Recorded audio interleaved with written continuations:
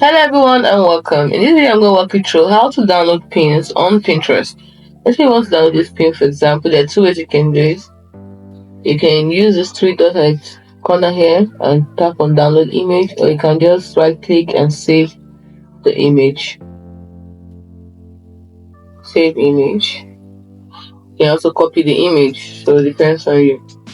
Let's say I'm going to do the trace so you can see how it goes. So three dots, download the image, and it's in. You download the pin. So we can open it and see.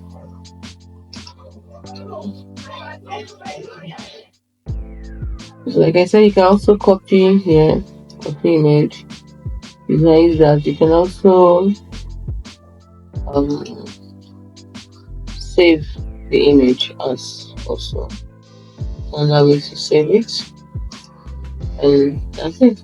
Those are the three ways to download pin on Pinterest. Hope you found this video helpful.